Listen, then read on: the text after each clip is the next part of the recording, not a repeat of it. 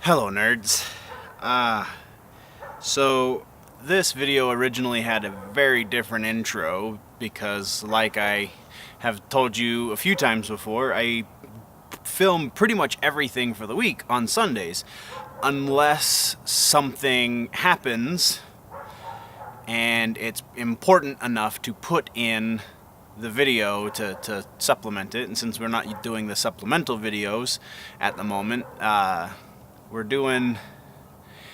we're adding this to comic books, and this is relevant enough to have been added even if we were doing the supplemental videos. So I recorded Sunday night and everything went well. I feel like we had some really good episodes. I don't know, maybe movies wasn't quite so great this week, but by and large, things went well as far as filming goes.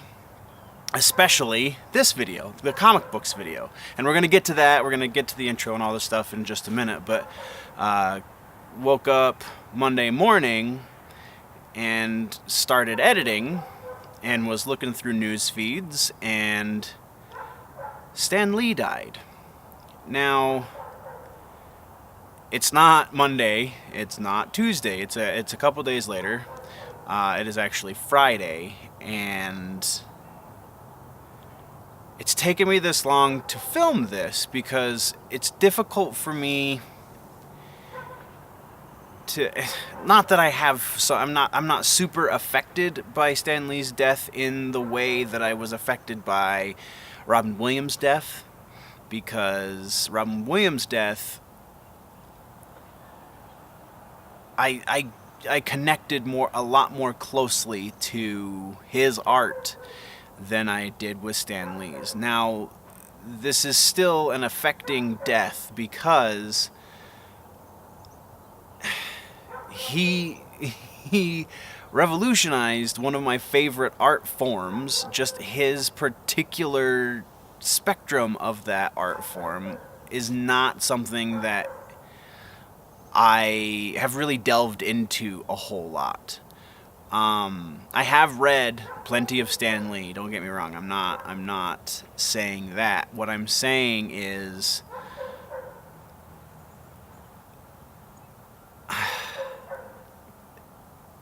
the world is different because Stan Lee existed.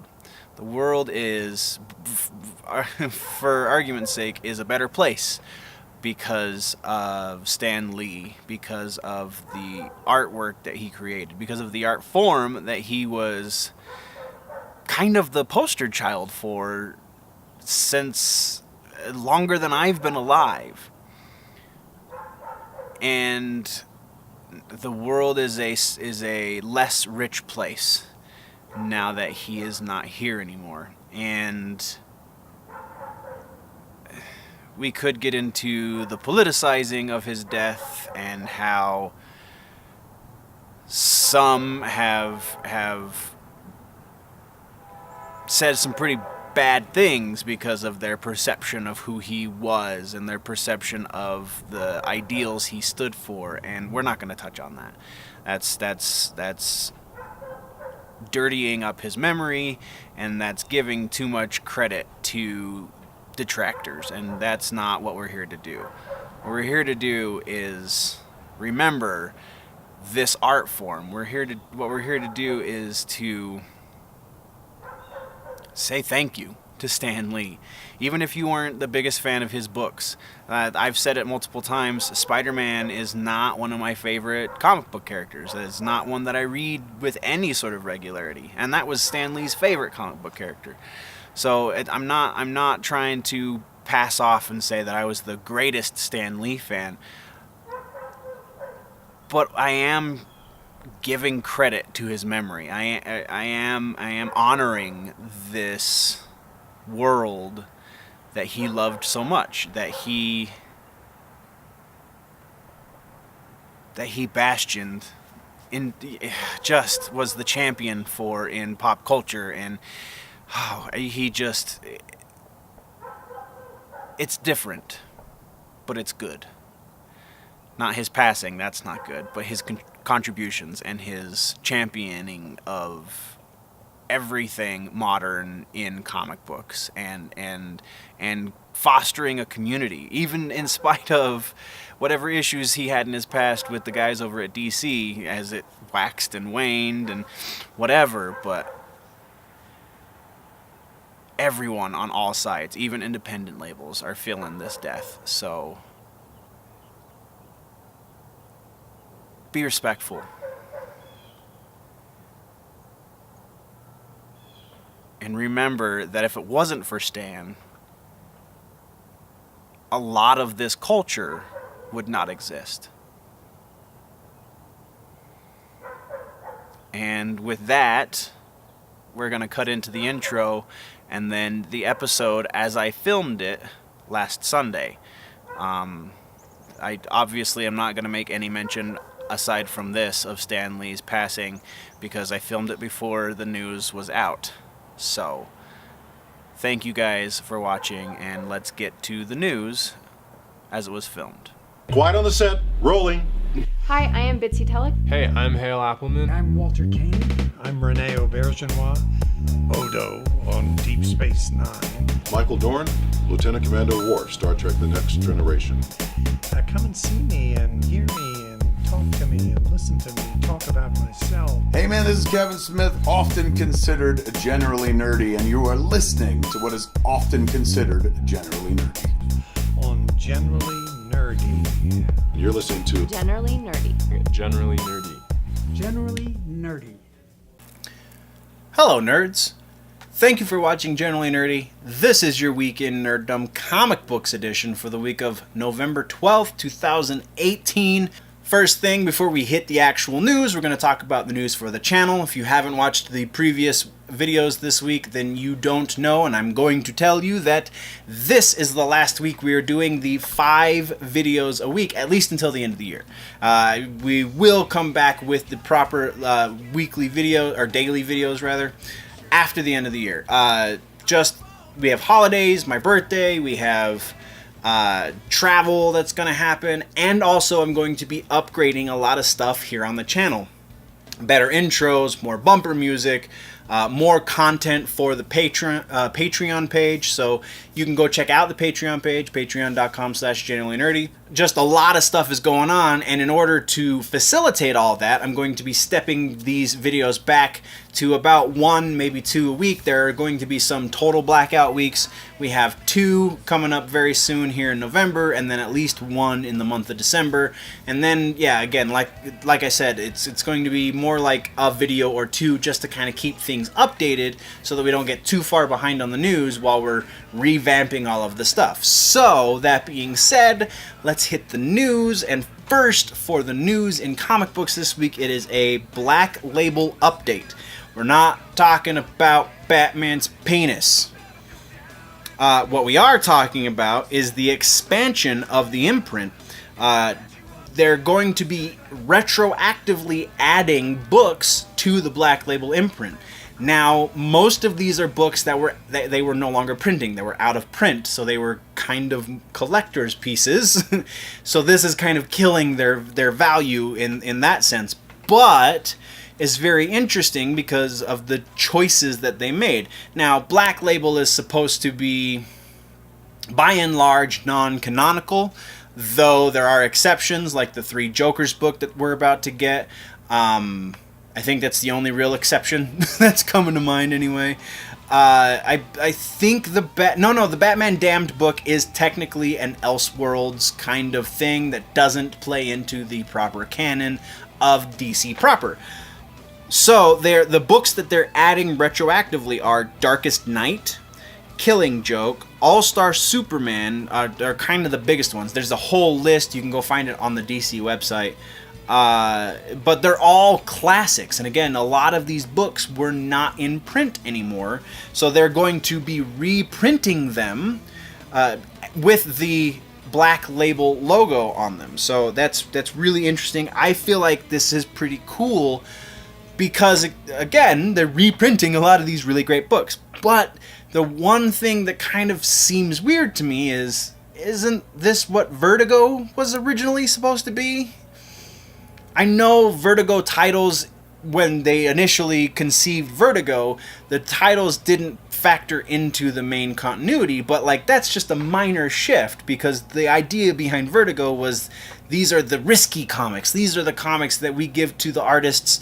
They're artist-owned properties, and writer-owned properties, and they can just push the boundaries, hence why Watchmen was so freaking huge. Actually, Watchmen was the birth of Vertigo. Watchmen, the reason they created Vertigo was because Watchmen was so outside of their norm and did so well, they wanted to continue to do products along those lines, and so an imprint was born.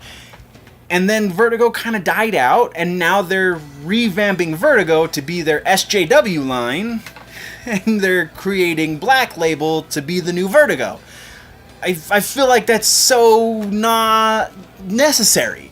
They could have just revamped Vertigo to continue to be what Vertigo was meant to be, and not do the divisive nonsense that they're putting on Vertigo, and Black Label could have been not existent or something else entirely. It just doesn't... It's a good thing, but it's still annoying. Does that make sense? Anyway, that's where we're at with that. We're going to kick on next to Wolverine The Lost Trail. So we talked last week about the Wolverine... Alright, so before we get into Lost Trail, we're going to get back into The Longest Night. The Long Night? Yeah. Wolverine The Long Night, the audio the scripted podcast, the audio play, if you will, that Marvel put out with the character Wolverine. So, I told you last time we talked about this, about my one pretty interesting, and I would say moderately sized qualm with the series, is that it's written as if mutants aren't a prevalent thing in that world. It's written as if Logan is the first exposure that this little Alaskan town has had to mutants. And if it's even kind of modern, which it sounds like it is, then that should not be the case. Mutants should be pretty well known in this world, and it doesn't seem to be how the characters are written anyway. Well, I've finished it since we talked about it last, and again, spoilers, if you have not listened to it, then please go listen to it. It is definitely worth a listen. My gripes about it aside, it is still very highly entertaining and easily worth the free download, because what does it cost you to download it now? All 10 episodes are on iTunes, so go get it for free. What are you waiting for? So yeah, that being said, spoiler alert out of the way. We're going to talk about it, episode 10, because episode 10 kind of exposes another gripe. I have another qualm. So, we talked about this a little bit with Tom King and Heroes in Crisis, in that, yes, Tom King is a pretty good writer, but when it comes to mystery, not so much, because instead of giving you the information and just doing like they do in good mystery, where the information doesn't seem to be important until you get to the end, you could have figured it out throughout. It's just very difficult to write that way. And so what a lot of writers do instead, Tom King, and I can't remember who wrote Wolverine The Long Night, but what those writers do is they just withhold information. So when you get to the twist, you couldn't have seen it coming, have seen it coming, because you didn't have the information. So that's not really good writing. That's just surprise writing, and there's a difference. There's a big difference. Written by Benjamin Percy, who wrote the Long Night, and is also writing The Lost Trail, but we're not to that just yet. We're talking about episode 10. So, to open episode 10, we find out that the two government agents are not actually government agents. They're Weapon X agents, and he calls them Sentinels, and they're androids of some sort. Now, I can't be entirely mad at this, because there was one thing that kind of alluded to this, but it was in episode 8 as well, just same episode as the mutant word.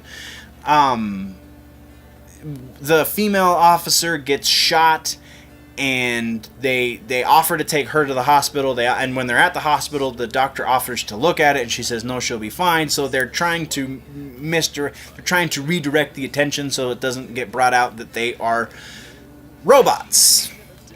And then that's how they open the last episode. They give you this pretty big piece of information. It just felt so lazy. So lazy. It's so good otherwise, though. That's why this is so disappointing. The last episode, you get to it, and everything that could have been amazing about this show, everything about the writing that they were building up to that could have been fantastic, just gets cut off at the knees. So yeah, didn't really appreciate the ending. I'll just leave it at that. But now we're talking about The Lost Trail. This is going to be a sequel to The Long Night. So we talked about the fact that they're experimenting with potentially opening up an entire audio universe, which will be fantastic if that happens, if everything is up to the same production quality as this. Hopefully, though, they'll get a better writer. Again, Benjamin Percy is not bad, he's just not that great either. This series will take place in New Orleans, which means we are going to get Gambit in this one, which will be awesome. Richard Armitage will return as the voice of Wolverine.